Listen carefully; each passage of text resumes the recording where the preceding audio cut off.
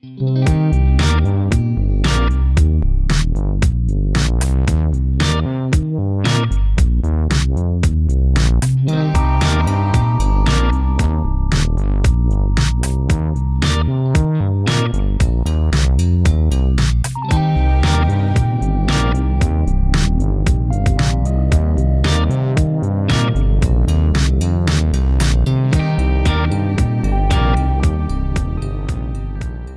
com uma ideia?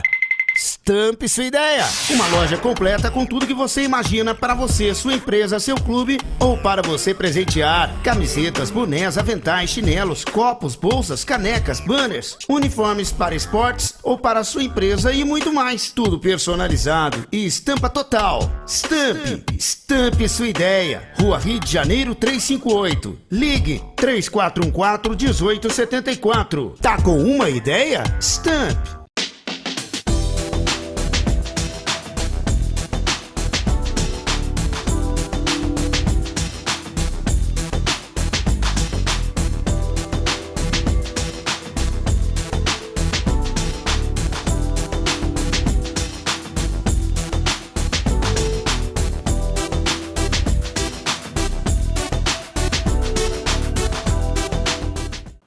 Oi gente, tudo bem? Começando mais um programa Estética Day aqui para vocês pela TV Poços. Vocês sabem que o Estética Day é um programa que pensa a estética em todos os seus âmbitos, seja no campo da beleza, da saúde ou do bem-estar. Quando nós falamos em saúde, é preciso também pensar na nossa saúde preventiva, né? Isso aí de acordo com a Organização Mundial da Saúde. Pessoal, por esse motivo, não teria como o Estética Day se furtar aos últimos acontecimentos, né? E ao tema primordial que envolve hoje as questões do nosso dia a dia, a pandemia do Covid-19. Então, por esse motivo, hoje a minha convidada é uma pessoa extremamente simpática, extremamente competente e muito preocupada com as questões da saúde pública e coletiva no nosso país e na nossa cidade. O Estética Day tem a grande alegria de mais uma vez receber a doutora Lívia Vitali. Ela que é médica infectologista, faz ambulatório de infectologia, trabalha também na questão hospitalar e tem uma clínica de vacinas. Doutora Lívia, seja bem-vinda mais uma vez ao programa Estética Day. Ô, Jussara, eu que agradeço o convite, a oportunidade, né, de estar aqui para a gente falar um pouquinho disso, né, que está tanto nos afetando. É verdade. Inclusive, doutora Lívia, todas as questões, né, desta pauta hoje são questões que eu tenho particularmente e que eu imagino que pode também ser as dúvidas das pessoas que estão aqui nos assistindo. Com certeza. Quando nós falamos de vacina, né, sobre todas essas vacinas que chegaram, graças a Deus, até nós sabemos que a Anvisa aprovou apenas duas para imunização aqui no país, a Coronavac e a AstraZeneca. Mas eu queria te perguntar, quais são as diferenças primordiais entre todos os tipos de vacinas? Sim, a Coronavac ela ainda está com registro emergencial, né, no nosso país, e recentemente a da AstraZeneca teve o registro definitivo. Existem outras vacinas também, né, que outros países já estão usando, e aí a nossa expectativa e a nossa torcida é que o país logo incorpore também, né, no seu portfólio aí as outras vacinas também. E são vacinas que elas são feitas de maneiras diferentes. Então, por exemplo, a Coronavac é uma vacina muito semelhante à vacina do vírus da influenza, da gripe, né? Que é aquela vacina que a gente toma todo ano. Ela é feita de vírus morto, inativado. Então, esse vírus ele é morto no laboratório e aí ele inteiramente, né? Nisso ele vai estimular o sistema imunológico, né? Em contato com o sistema imunológico da pessoa, ele prepara esse sistema imunológico para quando a pessoa tiver o contato com o vírus verdadeiro, ela já está, né, com os anticorpos, com a sua proteção. E a vacina da AstraZeneca é uma vacina de vetor, feita de vetor viral. No caso, foi usado um adenovírus, que é um vírus do resfriado comum de chimpanzé. A Sputnik já usa o adenovírus humano. E aí, esse vetor viral, ele promove, né, através da proteína S lá, o vírus ele tem, né, na sua cápsula uma proteína, e aí vamos dizer, essa vacina ela promove essa defesa do organismo. Então são vacinas diferentes, jeitos diferentes, né, com que foram feitas. Por exemplo, a vacina da Pfizer é uma vacina de RNA mensageiro, né? Ela troca, vamos dizer, o código genético do vírus, né? E aí ela prepara o nosso sistema imunológico, quando a gente tiver contato realmente com o vírus, a gente também já tenha produzido os anticorpos. Então, cada vacina ela é feita de um modo diferente. Entendi. Doutora Lívia, eu acho importante a gente tocar num ponto muito delicado, principalmente porque nós vivemos, assim, a gente tem acompanhado as notícias e o que nos deixa muito preocupadas, né, ou preocupados, é o fato que nós estamos alcançando a média de quase 2.000 óbitos por dia. Isso é muito grave. Então, assim, eu acho que nós estamos no momento mais crítico, né, da pandemia. Eu acho que nós nunca tivemos tantos óbitos, nós estamos numa média aí de quase 2.000 óbitos por dia e com projeções para até aumentar esse número. E já estamos quase chegando também, né, na taxa, nos números de 300.000 óbitos no país. Então, são vidas que são perdidas, né? E a gente está vendo que a vacinação ela está muito lenta, né? Então, é importantíssimo que a gente pare a circulação do vírus, porque quanto mais o vírus circula, mais mutações, né, as variantes, a questão das variantes a gente pode ter. E como é que a gente mensura a gravidade da pandemia? Através da ocupação de leitos de UTI. E o que a gente tem visto são estados mesmo já entrando em colapso, né? Os estados do Sul, o estado de São Paulo. A gente já teve a questão do Amazonas, né? Em Minas Gerais, o Triângulo Mineiro também já colapsou, a cidade de Uberlândia já colapsou o seu sistema de saúde, e Poços de Caldas tem atendido muitos municípios, né, da região, inclusive de cidades vizinhas do estado de São Paulo. Então, é bastante preocupante, né, como que está aumentando mesmo, e com cada vez mais jovens. Antes era só assim, a gente via a gravidade mais em pacientes um pouco mais velhos, e hoje não, hoje a gente tem visto cada vez pessoas mais crianças, jovens. né? Inclusive em crianças, por conta do agravamento da pandemia mesmo. Então já começamos a ver alguns casos em crianças também. Doutora Lívia, então dentro de toda essa gravidade, né, desse cenário atual que nós temos na pandemia brasileira, eu acho importante a gente tocar num ponto delicado, porque a gente está falando sobre vacinas, né? Você explicou a diferença das principais vacinas, e eu vejo o tanto que as pessoas ainda negam o uso das vacinas, né? Tem sempre aquela dúvida, mas uma vacina se leva 10 anos para ser executada. Eu não vou tomar uma vacina com menos de 1 ano. Eu escuto muito isso, sabe? É que essas vacinas, na realidade, elas já aproveitaram plataformas de vacinas que já estavam em desenvolvimento. Então a gente tem algumas vacinas, por exemplo, que aproveitaram a vacina do Ebola, né, que é aquele vírus super letal que tem na África. E nós já tivemos esse que nós temos, a Covid, é causada por a doença chama SARS-CoV-2. Nós já tivemos o SARS-CoV-1, né, alguns anos atrás. Então, já existia uma vacina em estudo, vamos dizer, os estudos que foram feitos para a vacina do SARS-CoV-1 foram usados agora para o SARS-CoV-2. E claro, o mundo parou, né? Todos os cientistas, os pesquisadores foram, a gente pode dizer que as etapas não foram puladas, né? A fase 1, 2 e 3, elas foram aceleradas. Então, até o momento, as vacinas têm se mostrado seguras. Pode ser que mais pra frente a gente tenha vacina melhor? Pode, mas hoje... Precisamos dessas, muito. Vai ser a única forma realmente da gente minimizar o impacto da doença, né? E enquanto as vacinas, porque nós estamos muito lentamente, enquanto as vacinas não chegam, a gente... É a tríade, é o uso de máscaras, o isolamento social, né? Porque quanto mais as pessoas circulam, mais o vírus circula também, e a questão da higienização das mãos. E justamente por esse motivo, né, volto a reforçar aqui, pessoal, a presença da doutora Lívia hoje no Estética Day, porque a estética é, antes de tudo, saúde, né? Este é um programa também de conscientização. A gente tem que dialogar com todos os campos do conhecimento para que a gente consiga levar uma informação fidedigna e bem profissional, bem orientada aqui, de acordo com o que a doutora Lívia está nos passando. Doutora Lívia, ainda sobre a questão da vacinação, né? O Plano Nacional de Vacinação, estipulado pelo governo federal, ele estabelece essa ordem de vacinação para os grupos prioritários. E como que está isso aqui em Poços de Caldas? Poços de Caldas está seguindo, né, as orientações, principalmente do estado. Existe aí algumas variações de um local para o outro, né? Porque o país é um país muito grande, né? Então, às vezes, o que é bom para um estado pode não ser bom para outro.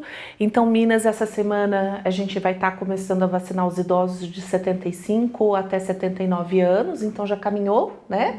E os profissionais de saúde, eu acho que já vai estar finalizando os profissionais de saúde.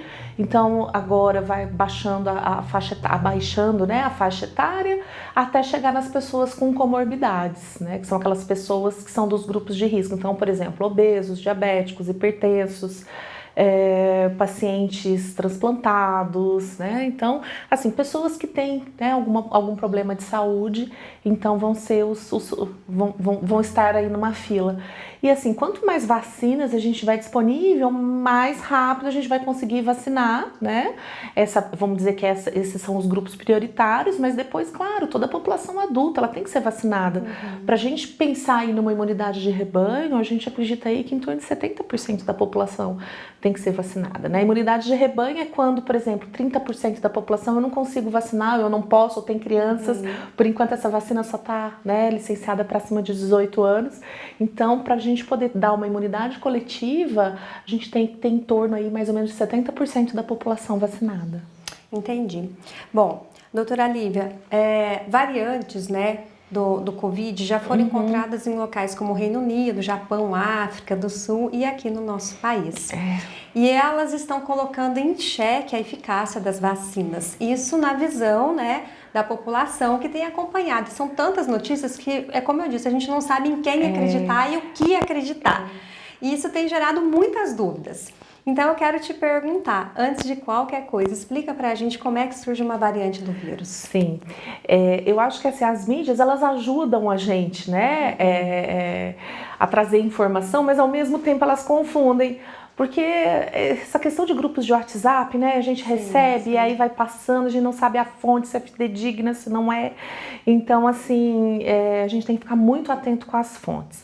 A questão da variante, o que é a variante? Como o vírus está circulando livremente no país até então, né, agora que os estados começaram realmente as restrições, vamos dizer, maiores, o vírus ele se multiplica e nessa multiplicação ele pode alterar o seu código genético, que a gente chama de mutação. Quando essa mutação se fixa, ela torna fixa a partir do momento que ele continua multiplicando-se, né? A gente chama de variante. Então nós temos a variante lá de Manaus, né, que a gente chama de P1, já foi observada a P2, a que a gente tem que ficar bastante atento por enquanto é a P1. E aí, assim, se o vírus continuar circulando, nós vamos ter mais variantes. A princípio achou-se que as vacinas não seriam efetivas para essas variantes, mas assim, é tudo muito novo nessa doença, né? Então, a princípio, parece que tanto a Coronavac quanto a da AstraZeneca são efetivas, por enquanto, para essas variantes, mas a gente não pode perder tempo, porque quanto mais a gente demorar para fazer essas medidas de isolamento e para vacinação, mais risco, né, mais vulnerável a gente vai estar por conta aí dessa questão das variantes. Então, e aí, como eu disse, são dúvidas muito minhas, né? Essas questões, eu espero que chegue aí de uma boa forma para as pessoas. Então, a variante do coronavírus, ela é mais perigosa? Essas variantes são mais perigosas? Assim, a princípio, sim. A gente viu que lá no Reino Unido, a variante deles, ela estava aí implicada em mais de 70% da possibilidade do risco de contágio. Ela era mais infectante. E recentemente saiu um estudo falando que, além dela ser mais infectante, ela causava casos mais graves, né? Em Manaus, a gente não chegou a fazer estudo, né, para você ver. A gente teve que os turistas japoneses, né, que vieram para a Amazônia, e quando eles voltaram no Japão aí que essa cepa foi identificada. Então, assim, o Brasil ele precisa melhorar muito nessa questão de vigilância.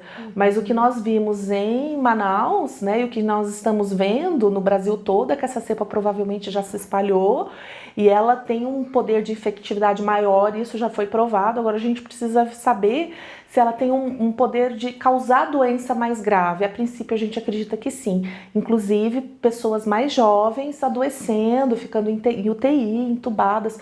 Hoje, por exemplo, no hospital que eu trabalho, tem um rapaz de 27 anos entubado, previamente rígido. Ele não tem nenhum problema de saúde. Bom, então, sob esse ponto de vista, sob esse ponto de gravidade, a gente pode dizer, então, que essas variantes são realmente mais perigosas. Mais perigosas, a gente fica muito preocupado, porque a gente não sabe o que vai sair disso, né? E tem a questão das vacinas, que até então as vacinas parecem ser efetivas, mas se a gente tiver variante que as vacinas não vão ser efetivas, nós vamos ter que começar do zero de novo, vacinar todo mundo do zero, né, identificar as cepas novamente, fazer a vacina em cima do que a gente tem. E assim, a gente não tem tempo nem recurso para isso, né? Doutora Lívia, dentro de toda a sua experiência de médica infectologista, então, reforça pra gente aqui quais são, então, o que a gente precisa fazer, na verdade, para desacelerar o surgimento dessas novas variantes. Olha, enquanto a vacinação não chega para a maior parte da população, é isolamento social. Você sair de casa só se extremamente necessário, se você for sair para trabalhar ou fazer alguma compra de subsistência. E assim, é muito importante, porque não adianta, por exemplo, o estado de São Paulo tá praticamente fechado. Nós estamos muito próximos do estado de São Paulo, então a gente acaba recebendo, né, pessoas, visitantes. Então essas medidas seriam muito importantes se todos tomassem, né, ao mesmo tempo, assim, os estados, né, mais acometidos, as regiões geográficas mais próximas. Então o isolamento social é o mais importante, evite aglomerações, locais fechados. A gente sabe que o vírus em locais fechados ele pode ficar viável aí durante algum tempo ainda, se disseminar para maiores distâncias. Então é a questão do isolamento social, o uso de máscaras.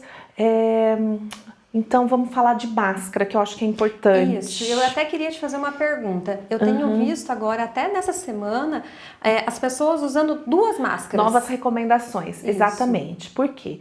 A gente sabe que se a máscara for somente de algodão, uma camada, um algodão com uma gramatura, né, com vamos dizer, uma espessura menor, ainda é melhor do que não usar nada, mas você fica suscetível. Então a máscara, ela tem que ter no mínimo 3 camadas de um algodão de uma boa gramatura para ela ser de tecido. Olha só. Tá? E aí ser trocada, né, mais ou menos quando ela estiver úmida ou a cada 4 horas. E aí, como já foi demonstrado que o vírus ele pode permanecer durante algum tempo em ambientes fechados e essa transmissão não é mais por gotícula, porque o que acontece? A gente achava que no começo era só por gotícula.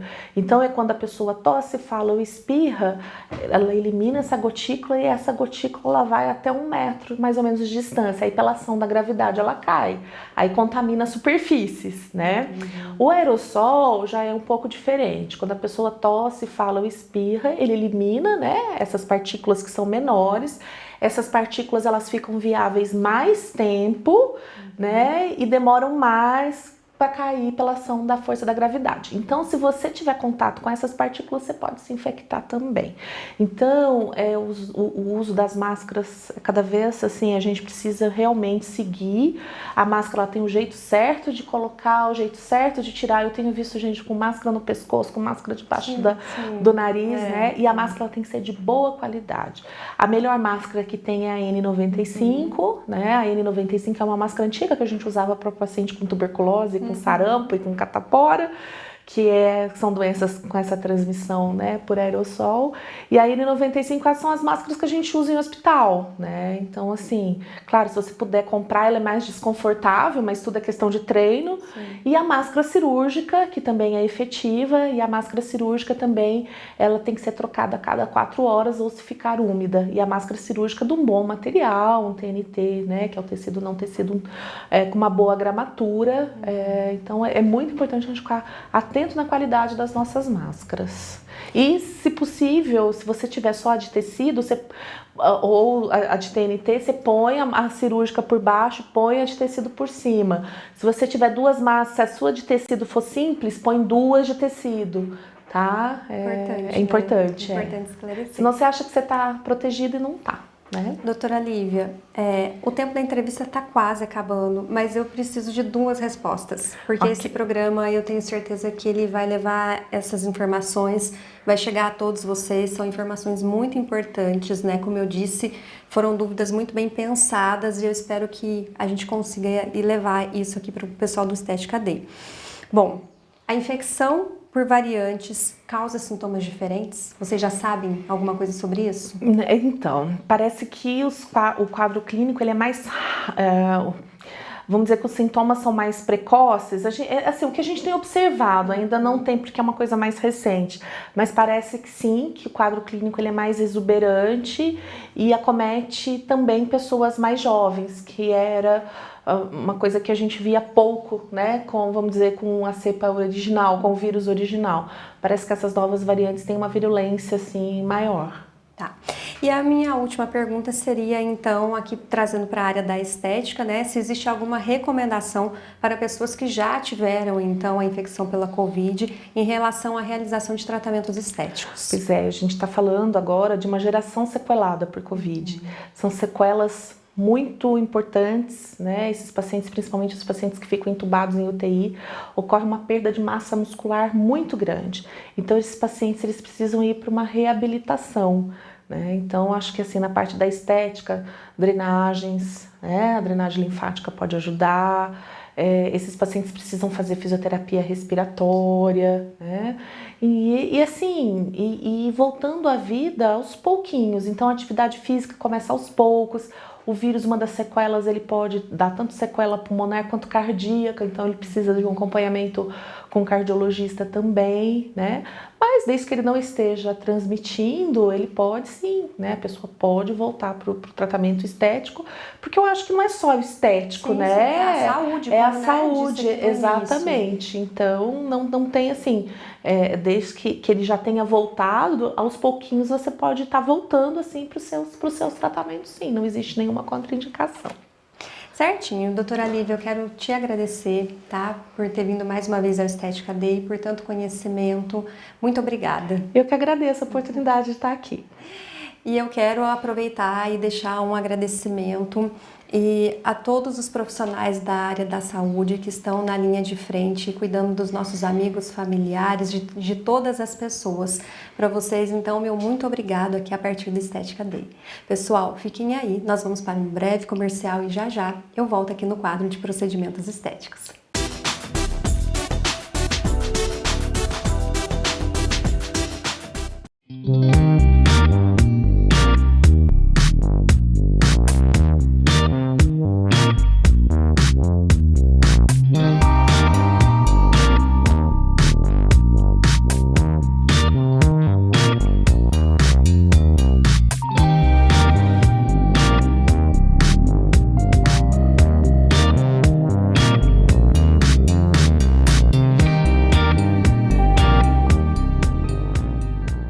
Tá com uma ideia?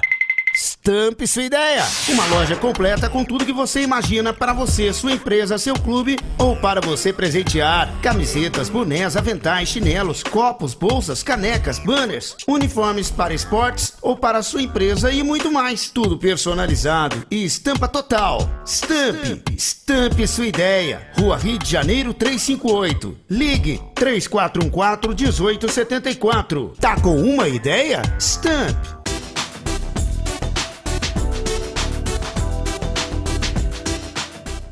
Pessoal, agora no quadro de procedimentos estéticos, eu quero falar com vocês sobre o colágeno. Tomar ou não tomar o colágeno? Esta é uma dúvida muito recorrente aqui no meu espaço. Muitas clientes me perguntam se elas devem ou não tomar. Inclusive, este quadro de procedimentos foi pensado na minha cliente Carla, que é jornalista e escritora e que chegou aqui desanimada sobre o colágeno. Então vamos lá. Eu acho que o primeiro ponto que a gente precisa é situar o que é o colágeno. Antes de qualquer coisa, eu queria deixar claro para vocês que como em qualquer teoria, sempre existem dois lados. Existem aqueles que defendem o uso de tomar o colágeno e aqueles que defendem que não adianta nada tomar o colágeno. Bom, eu queria dizer para vocês o seguinte, eu tomo colágeno e acho que é importante tomar o colágeno sim. Mas vamos lá, vamos situar esse assunto então. O que é o colágeno? O colágeno é a proteína mais abundante do nosso organismo. Então ele é responsável por dar sustentação e firmeza à nossa pele e também é muito importante para os nossos tecidos, para os nossos órgãos e articulações. O colágeno ele é encontrado em vários tipos de alimentos, como as carnes, podemos citar aqui o pé de galinha, o tutano de boi, a gelatina, mas ele também é encontrado na forma de dermocosméticos e suplementos alimentares. O que a gente precisa saber é que o colágeno é uma proteína muito grande e para que ela seja melhor absorvida pelo nosso organismo é importante que ela seja então quebrada em partículas menores para uma maior sintetização e absorção. Aí vocês podem me perguntar, mas então qual colágeno devo tomar? É melhor tomar o colágeno hidrolisado? É melhor tomar o colágeno verisol? Ou é melhor fazer a suplementação somente pela alimentação? Então é isso que eu quero explicar aqui para vocês. À medida que envelhecemos, o nosso organismo diminui a produção de colágeno e isso se reflete em maior flacidez e até dor nas articulações. Mas outras situações podem interferir na situação, nessa produção de colágeno. Por exemplo, maior exposição ao sol sem proteção solar e também pessoas que fumam e têm uma alimentação deficitária, pobre em proteínas. Bom, vamos lá. Aí vem a grande dúvida, Colágeno, eu devo tomar o colágeno normal, o colágeno hidrolisado ou o verisol? Como eu expliquei ali no comecinho para vocês, o colágeno é uma proteína grande. Para que ela seja melhor absorvida pelo nosso organismo, o ideal é que ela seja quebrada em partículas minúsculas, que a gente chama de aminoácidos, que vão ser melhor sintetizados pelo nosso organismo. Então é isso, pessoal. O colágeno hidrolisado, ele diz respeito à forma como esse colágeno se encontra em partículas menores para uma melhor absorção no nosso organismo. E o verisol? Qual é a diferença para o colágeno verisol? A diferença é que o verisol é uma tecnologia alemã, cujos aminoácidos são então transformados em peptídeos e esses peptídeos têm então uma melhor absorção ainda no nosso organismo. Mas, Jussara, qual que é a diferença entre um e o outro? Basicamente é a seguinte, o colágeno verisol ele vai atuar diretamente na nossa pele, melhorando então as nossas linhas e as nossas rugas. E o colágeno hidrolisado, ele vai ser absorvido pelo nosso organismo e vai melhorar, além da pele, das nossas linhas e das nossas rugas, outras estruturas também, ajudando então os nossos tecidos, como os órgãos, os nossos ossos e as nossas articulações. Tá bom, pessoal? Então eu queria só mostrar uma coisa aqui para vocês. Por exemplo, eu disse que eu tomo colágeno, Então qual que é o colágeno que eu tomo? Eu gosto de tomar esse colágeno aqui, olha, colágeno hidrolisado. E o importante é que esse colágeno ele já tem associação com algumas vitaminas que são importantes, por exemplo, a vitamina C. Mas qual que é a quantidade, então, correta da ingestão do colágeno ao longo do dia? Bom, grandes especialistas, os estudiosos dizem que a porção que nós devemos ingerir ao longo do dia, ela está entre 7 a 10 gramas de colágeno. Ou seja, eu queria aqui mostrar para vocês. Esse colágeno tem 9 gramas, 9 gramas de peptídeos de colágeno por porção. Ou seja, ele é muito prático, muito fácil de tomar e uma dose dele já está suficiente, a gente já está aí garantindo a nossa produção de colágeno. Legal, Mas vamos lá. E se vocês quiserem fazer a produção de colágeno pela alimentação, dá também, gente, não tem nenhum problema. É muito bom, inclusive a gente tem que focar numa alimentação saudável. Mas a diferença é que pela alimentação ele vai ser sintetizado, porém ele vai demorar um pouco mais. Porque lembra que eu falei que a proteína, né, é uma molécula muito grande? Vai ser sim absorvido, mas vai demorar um pouquinho mais. Então eu vou dar um exemplo aqui da gelatina. Por exemplo, todo mundo gosta de gelatina, né? Se a gente pegar e olhar aqui nas informações nutricionais, nós vamos ver que essa caixinha de gelatina tem 1,3 gramas de proteína. Ou seja, se eu preciso aí em torno de 7, né, de 8 a 10 gramas de colágeno por dia, se a gente fizer as continhas aqui, eu vou precisar ingerir em torno de 6 caixinhas dessa de gelatina por dia. É muita coisa, né, gente? Ou então 6 potinhos como esse. Claro que é legal, né, usar a gelatina na nossa alimentação, então vocês podem aí colocar também junto com uma fruta. Mas como eu disse para vocês, essa é a forma mais prática para mim, tá? É uma dica que eu faço. Então, vocês vão adicionar 3 medidas na água. Esse daqui é sabor de frutas vermelhas, viu, pessoal?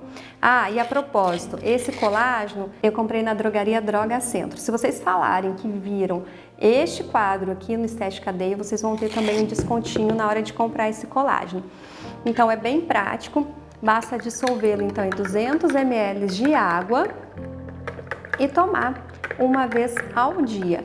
Qual que é o melhor horário para tomar? Eu gosto de tomar à noite porque é quando o nosso organismo está em repouso e a sua absorção é muito melhor. Então é isso, pessoal. Queria aqui esclarecer para vocês um quadro de procedimentos estéticos, o que é o colágeno, qual a sua função, qual a sua importância. Deixar para vocês aí uma dica para vocês pesquisarem mais: colágeno hidrolisado, colágeno verisol, colágeno pela alimentação. Mas a dica final é: tomem sim o colágeno, tá bom? Ele é muito bom então para o nosso organismo de uma forma geral. O Estética Day fica por aqui e a gente se vê no próximo programa. Até lá!